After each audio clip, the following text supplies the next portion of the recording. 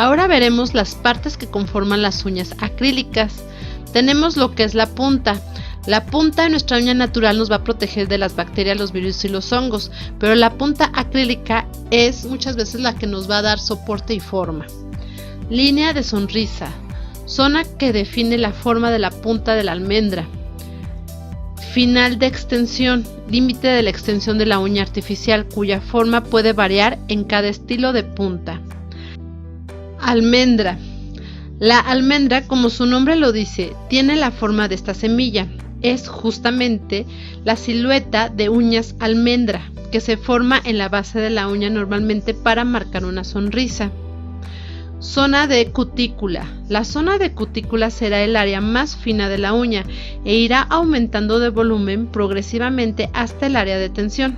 El área de tensión o zona de tensión será el punto más alto de la uña e irá disminuyendo de volumen progresivamente hasta llegar al final del borde libre. Peralte o ápice, situado justamente entre el área de borde libre y la uña natural. Es una de las zonas de la estructura de las uñas acrílicas que recibirá más impacto del exterior, conocido también como ápex, ápice o zona de tensión. El peralte de las uñas esculturales. Uñas escultural larga le corresponderá un peralte alto. Estas uñas por lo general son uñas que pasan del número 5 en adelante. Uñas escultural corta. A este tipo de uñas le corresponde un peralte bajo. Son mayormente conocidas como uñas de salón, ya que el largo de estas uñas artificiales oscila entre el número 2 y 4. Anclas de tensión.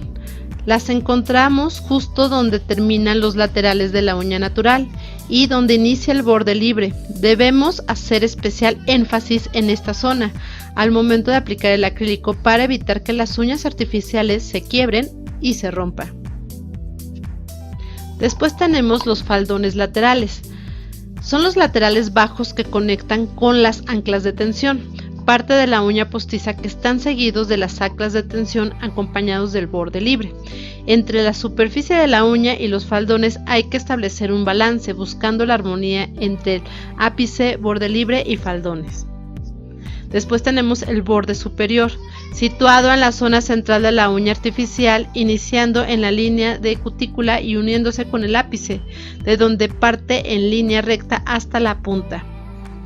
Lo que tenemos que a continuación son los laterales, líneas rectas conectadas a las anclas de tensión.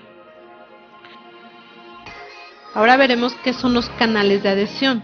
Surco en la placa ungueal, resultado del limado que permite una mejor adherencia del acrílico. ¿Y qué es la curva C?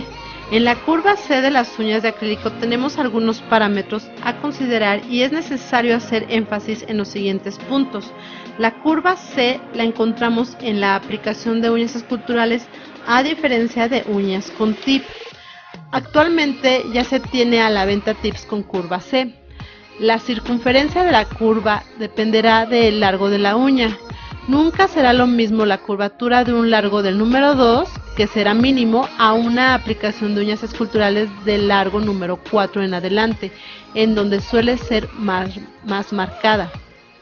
Aparte de la uña esculpida, también encontramos la curva en C en uñas de gel. Su función principal, que va más allá de algo solamente estético, la curvatura C aporta resistencia a la extensión de la uña acrílica o del gel, cuidándola de golpes, evitando que la uña se rompa, se fracture y afecte la cama de la uña natural. Cada una de las partes de las uñas son significativamente importantes, pues protegen al organismo. Por lo tanto, lo más recomendable es cuidarlas correctamente para evitar infecciones o dolencias que comprometan la calidad de vida.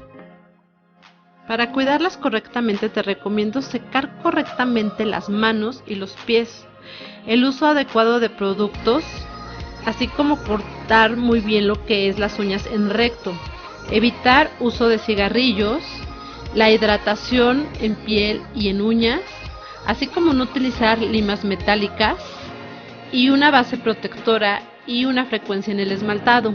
Por último, en caso de utilizar esmalte, se debe utilizar una base protectora y no realizar la manicura más de una vez por semana debido a que debilitas las uñas y las cutículas.